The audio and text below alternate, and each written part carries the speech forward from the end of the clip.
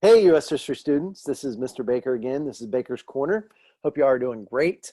We are going to really do a lot of neat stuff today as we look a little bit more in depth at this transition from not just the Revolutionary War as far as winning it, but also the kinds of governments and the political ideas and eventually our Constitution that's going to come out of this, and of course define our government for many years to move forward with.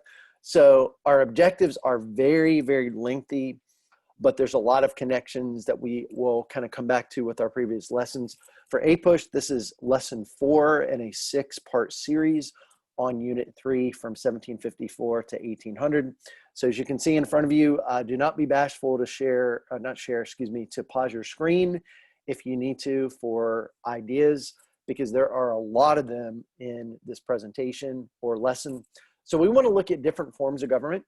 Are we a nation that is really completely democratic? I think a lot of you guys probably already know the answer to that is no, but we do have some elements of democracy that play into this. So we want to be able to think a little bit more in depth about that. Secondly, explain the differing ideological positions on the structure and function of the federal government. Now, this is a complex question because when you're looking at this transition, guys, from this government that was under the Continental Congress to our Articles of Confederation and then eventually to our Constitution, there is a lot for people to think about in regards to government strength, power, what kind of things should a federal government be able to do, what kind of role should the states have within the structure of a federal government. So it's a very big picture thing for us to continue. Continuities and changes in structure and function. Okay. That would be something that I would encourage our students and anybody who's watching to really think about in regards to, is the Constitution a dramatic departure from, let's say, this Articles of Confederation that certainly has less strength in the case of the federal government? And more importantly, guys, with the Constitution, what kind of powers does it give the federal government structure-wise, abilities, functions that it does not have prior? And another thing, if you're looking at the division, guys, between anti-federalists and federalists, is does it give the federal government too much power, or even the word national government? Okay. How and why migration and immigration to and within North America cause competition and conflict over time? One big thing that's interesting, guys, after our revolution is over, is that you have a big focus on what about the West? Now, I know a lot of you are thinking, well, when we think of the West, we think of the Wild West with Wyatt Earp and all that. That is a ways down the line. We're basically talking, guys, about the idea of what we'd call the Old Northwest, my old stomping grounds of places like Ohio, Indiana, Michigan, Illinois, basically 5 states approximately. And the question, guys, is how do you bring these additional states into a union? Are these states to be what you would call equal to all the other original 13? Believe it or not, that was not an easy decision. A lot of debate went on that, okay? And then last but not least, regional attitudes about slavery. A lot of compromise went into that with our Constitution and even created laws to emancipate slavery, and especially northern states.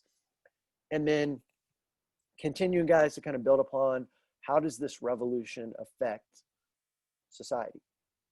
That's a very big overarching question, okay?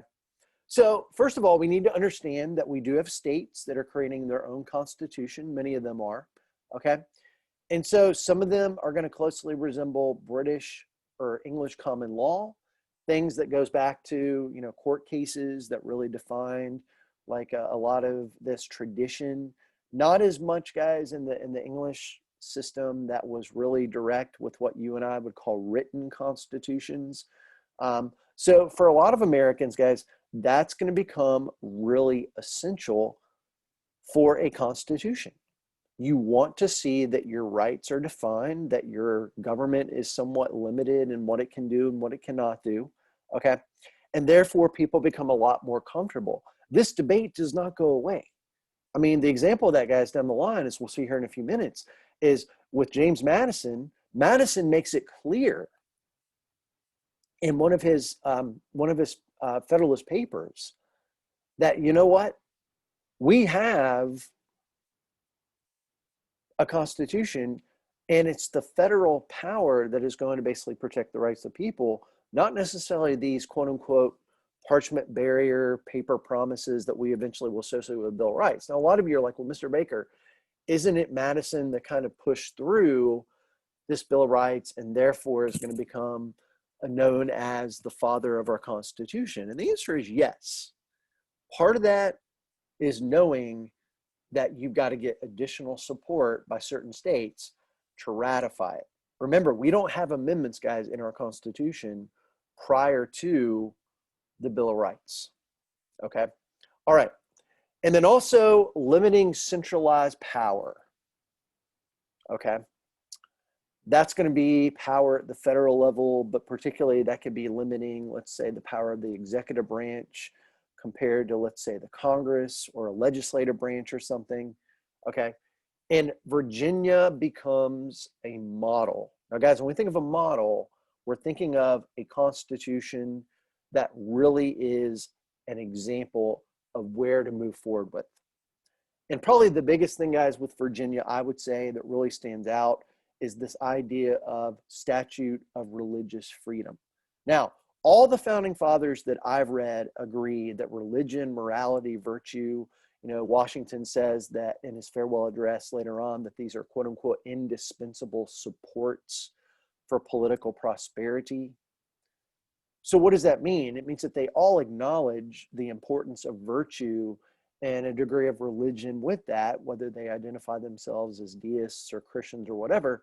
But on the other side of the coin, guys, they also are very, at least a lot of them, are very much cognizant of the idea of that separation of church and state. Okay, although you are going to have many state constitutions that do in fact make it to where pretty much it was legal and expected that you would at least acknowledge the existence of God. Okay, so you all can land your plan on whether you think that's right or wrong, but eventually, as we know, our First Amendment in our actual Constitution is going to give religious freedom, and it does set that up. Okay, George Mason, who is not as a name that you hear quite as often as people like Thomas Jefferson and James Madison. He is a Virginian, and he has a very big influence, guys, on this issue, amongst others, with the Bill of Rights. Okay. In fact, I think it was Mason that refused to sign the Constitution because it did not really, to his liking, address those as well. The state constitutions do that pretty effectively. Okay. So another little tidbit here, kind of interesting. You're not going to have a titled nobility. Now you might say, well, is there a big difference between that and, let's say, an aristocracy like you would see in a lot of your southern states with, like, people owning a lot of land and dominating plantations? And we've already seen that. And the answer is that it's not titled by the government per se. Yeah, you have the first families of Virginia that pop up, like the Lees, etc. Okay, but it's not like, well, the government is formally giving you, like, acknowledgement by, like the crown would have in England. Okay. All right. So what are these state constitutions? This might be a good slide, guys, to stop and just basically make a few notes on. So what are the one things that many of these state constitutions, we're actually going to be breaking a few of these ideas down further at the end of our lesson if we have time. Okay. But first of all, republicanism. Okay. This idea, I mean, technically, remember, guys, one of our previous lessons, the technical definition of republicanism is basically a form of government that does not have a monarch or king. But in the broad spectrum, guys, it's basically limiting a lot of the power and authority of a lot of these branches compared to other ones. Okay, so strong governors with some veto power, bicameral legislatures, so two houses, a lot like the House of Burgesses, property required for voting in some. Now, there are going to be a few exceptions there, but there's going to be a big emphasis. One of the Constitutional Convention attendees, I can't remember his name, basically made the argument that those that own the country should be the ones that govern it. Okay, I'm not saying that is necessarily right, but a lot of people do believe that there is something to be said about owning something that allows you to have an additional degree of political support within your society. Universal white male suffrage, some of them had that. Some actually did allow women and also blacks to vote. Okay. Bill of Rights, as we already covered. And then again, the idea of religion and separation of church and state does become a fixture of many of these state constitutions. Okay. So where do we have really our first national government? You could argue, guys, remember that Second Continental Congress does not really establish a firm national government. And it takes time, as you can see here, for this national government to actually be approved. Okay. So even though I think it was John Dickinson that was like, yeah, we think that this Articles of Confederation is a good system. Okay. Now, this is the thing. There is a central government, which basically in this sense means national, but limited powers.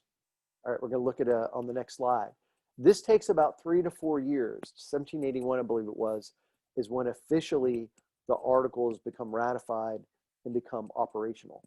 Okay, so most of the revolution, guys, was fought without these being firmly approved. All right, because remember, you've got October 19th of 1781 with the Yorktown surrender, but then you have about 2 years between that and the Treaty of Paris of 1783. So there's going to be a lot of things that this government does that does help us with the outcome of the revolution, even though eventually, keep in mind, it will be replaced. Okay, so some of the big debates that pop up with eventually transitioning from this Articles of Confederation to this newer Constitution is the role of government in social, political, and economic life. Okay, you know, what are the requirements? Guys, citizenship was not defined in the Constitution until I think it was the 14th Amendment in 1868. Okay, so the argument there is that, well, who's going to define voting? Well, the answer is the states are. Okay, but there's still a debate about that. Property ownership, gender, you know, race, etc. Okay, difficulties, international trade, finance, foreign relations, internal unrest. The question that you want to ask yourselves, guys, is that are the problems that are popping up under the articles enough to justify the kind of constitution that we see with the new constitution that's eventually ratified? Okay, we're going to talk about a couple of examples of each one of those, a little bit more with internal unrest with Shays' rebellion. Guys, that is huge. All right, if you're Alexander Hamilton, your argument is that we don't have enough power at the federal level to enforce, you know, policies that the state should follow. Ergo, the word that you come across a lot in the many Federalist papers that Hamilton, of course, wrote, energy, energy, energy. Okay, we need a federal government that has the energy to deal with international issues and also internal issues. Okay, so what are the weaknesses? Well, first of all, it's hard to pass law. Okay, it's a unicameral Congress. Now, the states could send, from what I understand, guys, about as many people as they wanted to this Congress, but you only have one vote per state. All right, so it's not like today where you have 435 members of the House, you know, 3 from certain states that are smaller. You know, if you're California, you have, I think, 53, I believe it is, people in the House, etc. Okay, so it's not like now.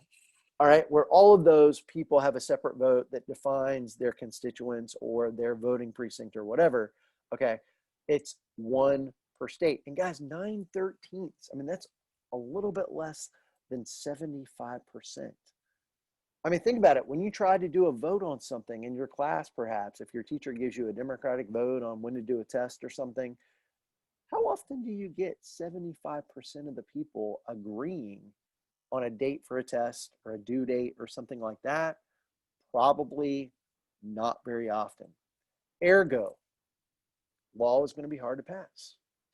The amendment process is even more difficult. What do you see there that stands out? 100%. Okay.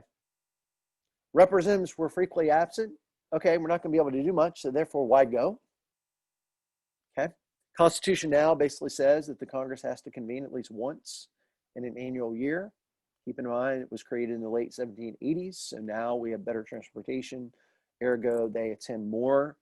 But nonetheless, guys, I mean, it's a big deal. Could not tax or raise armies. Think about, ladies and gentlemen, the implications of this. Very, very important. Okay. When you're looking at one of the biggest things that irked the commander-in-chief during the Revolution, George Washington, I don't have money to pay my soldiers. I don't basically have the troops I need. We can't force these states to cooperate, right? That's very similar to what you see with these articles, okay? And then you don't have an executive or a judicial branch. So there's no branch to execute the law, and there's also no branch to basically interpret what the law means. So you have a one-branch federal government that's basically almost entirely powerless, with a few exceptions, right? They can do treaties if there's a certain number of support. But guys, again, 9/13 of the states have to be able to agree. And think about all the interests that have developed. Southern states have their sets of interests. Middle colonies or states have theirs. New England ones. All these states or territories, eventually states, are going to be west of there, like Kentucky, Vermont, the 14th state that enters our union. You know, it's technically, I guess some people would say, Western, even though it's technically more in the New England geographic area. Guys, it's going to be hard to get people on board. Because of that, when you go to the idea of this new Constitution, all right, and I realize the slide is a little bit sooner than that, but just something to keep in the back of your minds, guys, what are we noticing? Because the Constitution is essentially going to build upon the power of the federal branch a lot. It's going to give a lot more bark to the bite, a lot more energy, as we just said. What do we notice? We're noticing a lot of Federalists in certain areas, but a lot of Anti-Federalists. Guys, North Carolina, all right, if you didn't know this, I mean, state I live in, 12th of the 13th original states to actually eventually say, yep, we can agree with this Constitution. Okay.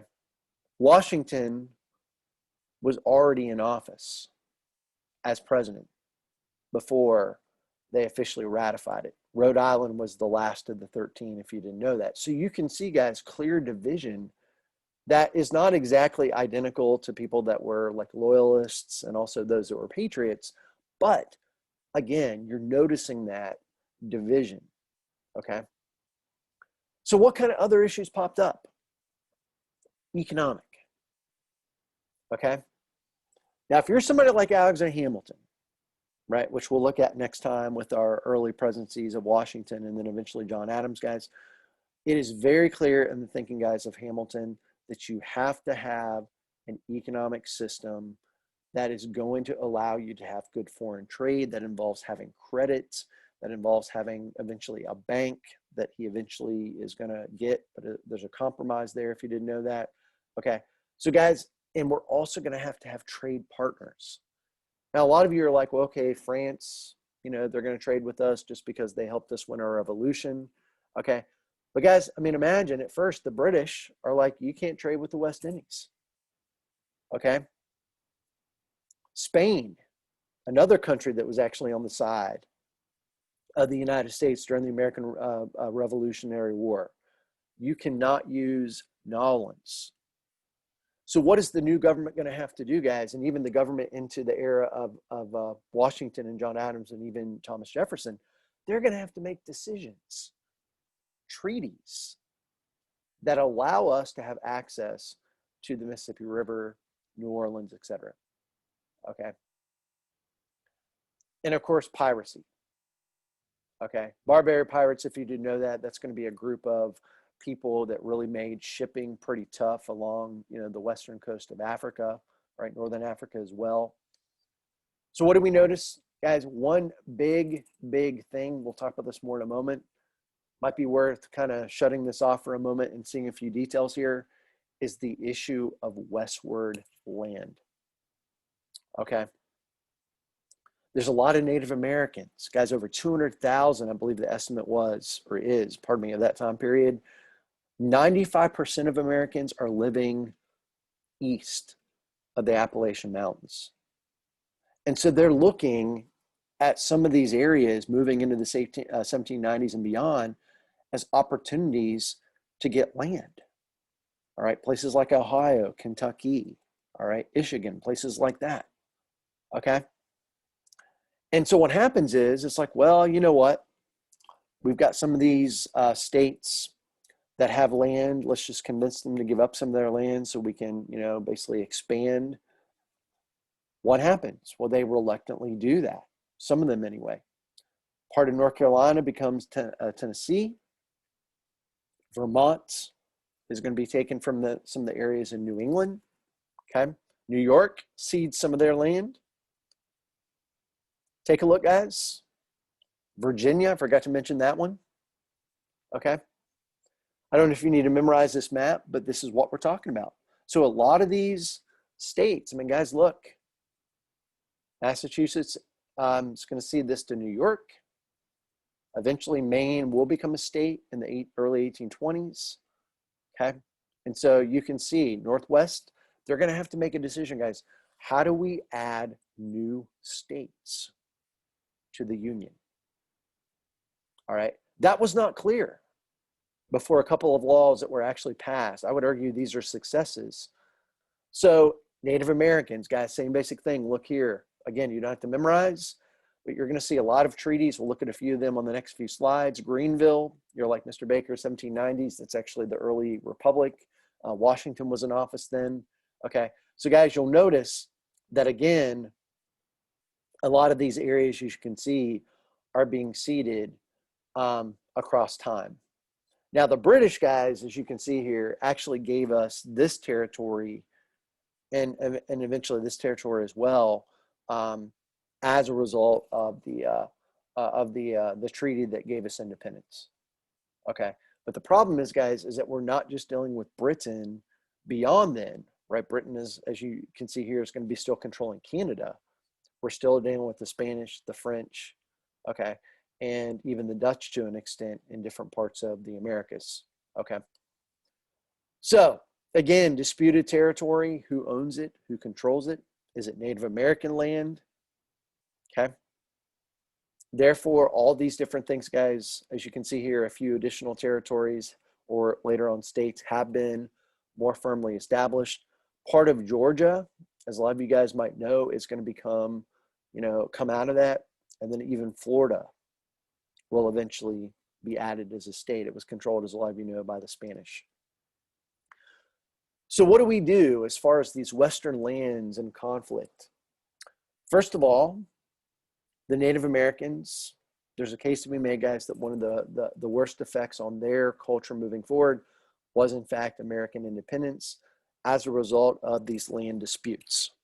Okay, so you are going to see a lot of different negotiations, treaties, land concessions. Okay, and this is not going to bode well, right? The Native Americans, as you can see, are going to continue to have to move westward. And we're not even at a point, guys, in the early 1830s where we have the Trail of Tears.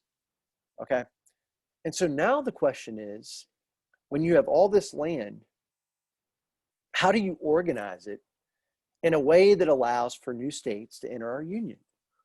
Well, we're going to have what's called the Land Ordinance of 1785. And we're also going to have what became known as the Northwest Ordinance of 1787. Okay. So those are two different things. What happens? The Land Ordinance, take a look, guys, here. You've got all these different areas that have been created, surveyed. All right, so Ohio, Indiana, Illinois, Michigan, etc. Okay, Wisconsin as well. And what are they doing? They're making stipulations about how they're going to organize the land. Now, guys, this is actually kind of a neat thing with this Northwest Ordinance, or sorry, this Land Ordinance of 1785, because, guys, if you look here, they organized this in a pretty I'm going to use the word organized fashion. And you'll notice here, guys, if you take a look, that they would divide these areas into townships, okay? And you'll notice on this map, this little graph here, I should say, you'll notice that by 6 by 6 square miles, so each one of these areas is basically going to be a square, or at least most of them are. And what happens, the 16th area, the taxation for that and the money that came from the purchases and all that are actually going to go toward, believe it or not, public education. That is a big, big thing that we want to keep in our minds, because they're already forward thinking in these territories and later on states about making education a priority. Okay. So therefore, very important that we keep that in mind. Okay. The thing about the Northwest Ordinance of 1787, this might be worth pausing, guys, just for a moment so you can, one, look at the geography, and two, understand it, is statehood. How do we lead a country, a territory into statehood?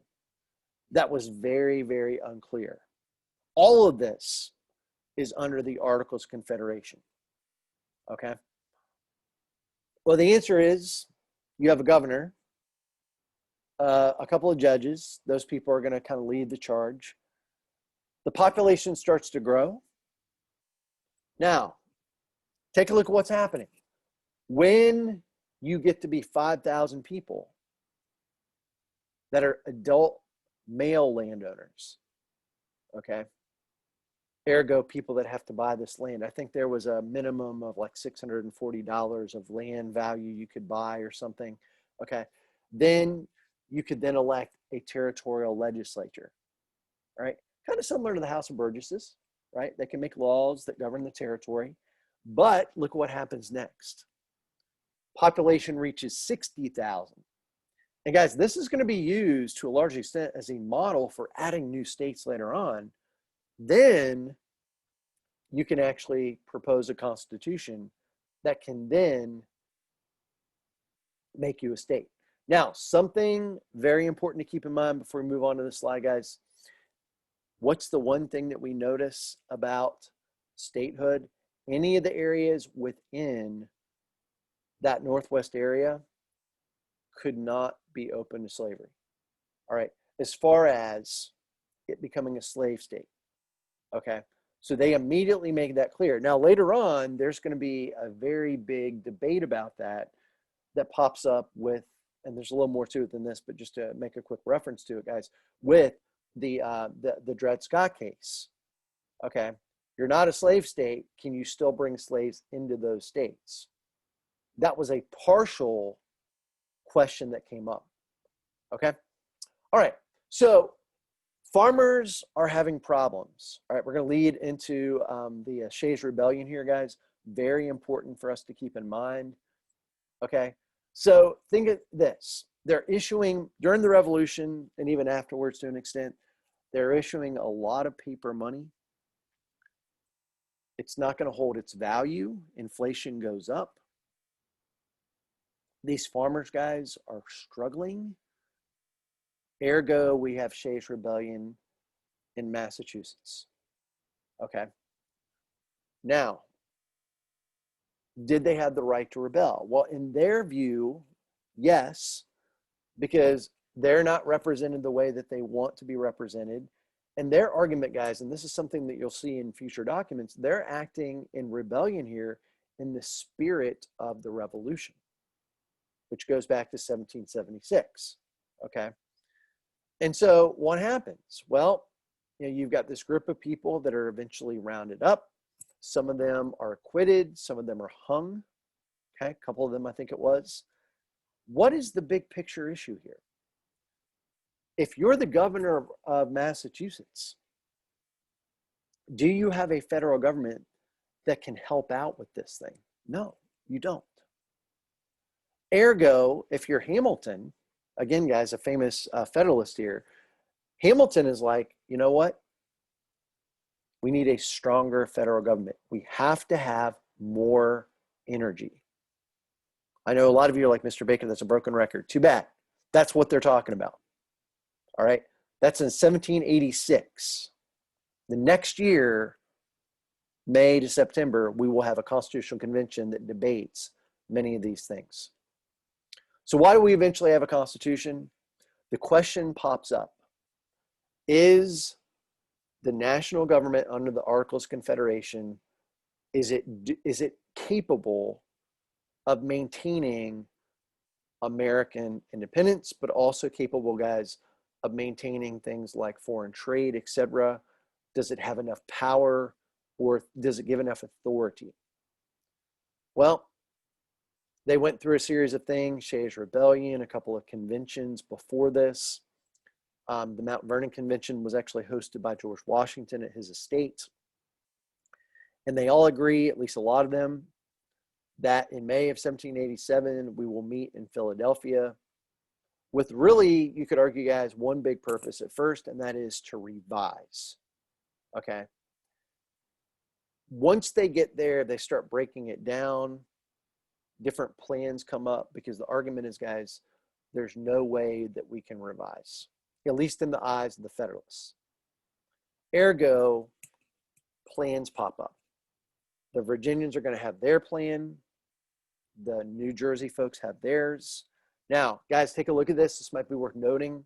The Virginia plan is going to be known as the large state plan. There is no question that this represents the large states, population-wise especially. Okay? So they're going to argue for a stronger executive. They're going to argue for a bicameral legislature based on population. All right? So if you know anything about our current Congress, guys, you know that they're eventually going to have to compromise. All right? The New Jersey plan is going to be what we call the small state plan. What do we need? Well, yeah, we need a legislature. Why does it need to be bicameral? Their argument partially is, why don't we just make it to where states have equal representation? 2 people eventually will be added. Okay. And so Roger Sherman of Connecticut jumps in. And eventually, guys, you got to remember, I mean, you can read the notes from the convention by Madison, which was published in 1846. I think it was about a few years after he died, 10 years or whatever it was. But anyway, and guys, it's very detailed. They believe, from what I've read, about 10% of the conversation is what he recorded. Okay. And so if you read that, you notice all these compromises, debates. Eventually, they're like, well, we're spinning our wheels. We're not getting anywhere. Okay. Other compromises come next, but this is one for the legislative branch. Bicameral, that's what Roger Sherman of Connecticut proposes. Eventually, that's what's put in the Constitution. Population representation in the House, and then a Senate with 2 representatives per state. Does not matter whether you're the size of Alaska or whether you're the size of a place like Rhode Island. Every state has 2 senators. It's the population that drives your representation in the House. So what issues pop up? A lot of negotiations, collaboration, and compromise with the Constitution. Examples: Federalists have their view. The Constitution needs to have more power, strength. Okay. Continuities and changes. A big question, guys, that we'll look a little bit more as we finish up our discussion here for a moment. How to create a limited but dynamic central government. What does that mean? Well, for some people, guys, believe it or not, some anti-federalists really truly believe that one of the goals of these federalists was to basically eliminate the state governments to where they would cease to exist to an extent. And so therefore, what happens? Federalism. Okay. It's not on the next slide here, but the idea, guys, that both the federal government and the states should have powers that affect the people. Okay. And they even went as far, guys, with the 10th Amendment, which is added later, keep in mind, to actually make it to where they reserve powers for the states. If it doesn't say in the Constitution that the federal government can do it, then it is reserved for the states. That's where we get reserved powers from. And there's a lot of debate on that. Education has for a long time been seen as a state and local responsibility, but yet the federal government is passing laws that support education. No Child Left Behind. You know, if you go back into the 1950s with the launching of Sputnik, you know, the National Defense and Education Act, you know, even part of LBJ's Great Society with education, you know, supporting like, you know, more federal involvement with money to help those that are in poverty. Okay. So this is not an issue, guys, that goes away. Okay. And then also, guys, again, compromise slavery. Okay. So the idea, guys, of this 3/5 compromise is really going to be something, there's a case to be made that states like South Carolina, Georgia, other states along those lines would have not ratified this document without this 3/5 compromise. Okay. And that's not the only compromise in the Constitution that deals with slavery. You've got another one that is called the Fugitive Slave Clause. You have a slave that escapes from a southern or a slave state to one that's free. Technically, on paper, there's a responsibility to return that slave back to where it's from. Okay. A lot of times we hear about the Underground Railroad in the 1840s and 50s, of course. Okay. There's a reason why later on the southern states were adamant about adding a more stringent fugitive slave law, which eventually is done. And then also, guys, the idea of the slave trade externally. The Constitution is clear. The slave trade outside the United States cannot be ended until around 20 years after the ratification of the Constitution. The Constitution was officially ratified in 1788. The slave trade, one of the first things that they did, I think it was the first part of 1808, is they made it to where no more external slave trade. Now, you can trade slaves within the country itself, all right? So you still hear about the stories by Harriet Beecher Stowe with Uncle Tom's Cabin later on. That was a major work in the 1850s that really exposed that in some ways. Very important to keep in mind, okay? More federal power. The states, guys, are giving something up. Okay. The question I have for all of you to ponder, was it necessary? Okay. Could America have continued to do treaties and trade and all these different things without a stronger central government? Are our rights protected enough against a government that arguably, guys, goes against the principles of the revolution as far as protecting against the potential of tyranny? Okay. So very important to keep that in mind. What are other things that they made a decision on? A lot of stuff. Senators will have 6-year terms. The House 2. The House is going to be, according, guys, to some constitutional scholars, the most democratic aspect of this new Constitution. Why? Because people are directly electing people in the House.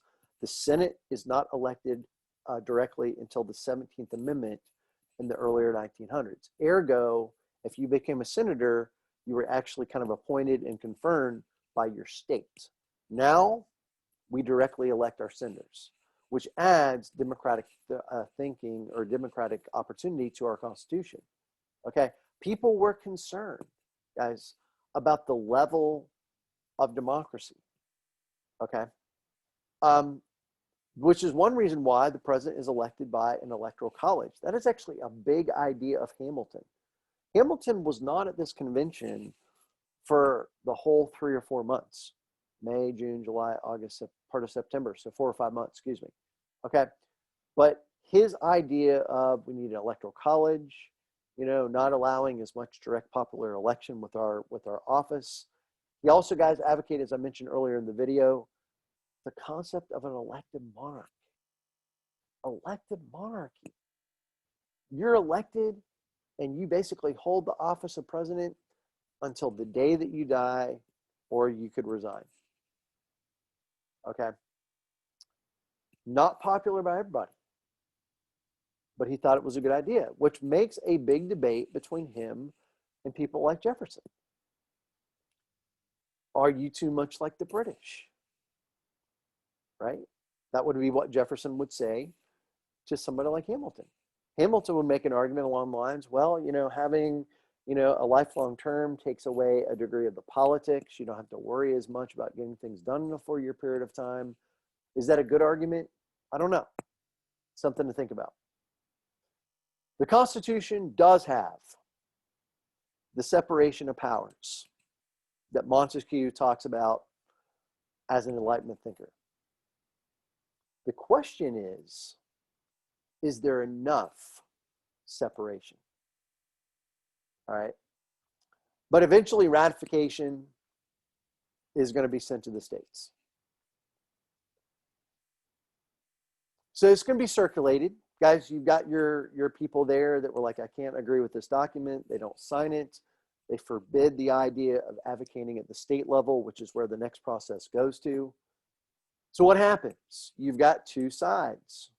Those that like it, the Federalists, people like Hamilton, John Jay, Madison is technically going to be a Federalist during this time period. Anti-Federalist, people like Patrick Henry, Samuel Adams, not a fan of the Constitution. And a lot of that goes back to, guys, the Bill of Rights concern, the state's concern. Are you bottling up the power? Okay. And does it include enough Democratic or Republican principle? Okay. In other words, protecting rights, limiting government power, et cetera, et cetera. So what happens? You've got two schools. You've got the Federalists that are probably the most well-known of this group. They, of course, get their way in the end. The Federalist Papers they produce, a handful of them are from John Jay. The majority of them are written by Hamilton. And I think it was like about 24, 25 or something like that, that was actually written by Madison. Okay? There's kind of an underground compromise here. You don't get Pennsylvania, you don't get New York, you don't get Virginia. You're not going to probably have a successful Constitution. Okay? So what happens? There was kind of, from what I understand, guys, an underground discussion. Okay, we need to ratify this document as it is. In other words, Benjamin Franklin, by the way, who was the oldest at the convention, makes a famous statement toward the end where, and Madison, guys, records this, so you can look it up if you want. But the basic nuts and bolts of him is that, you know what, this is a good document. Okay. The Federalists, of course, would agree with him. The Anti-Federalists, it does not include enough protection of our rights against tyranny and government infringement, especially central government, which is the kind of government that we're enhancing in power.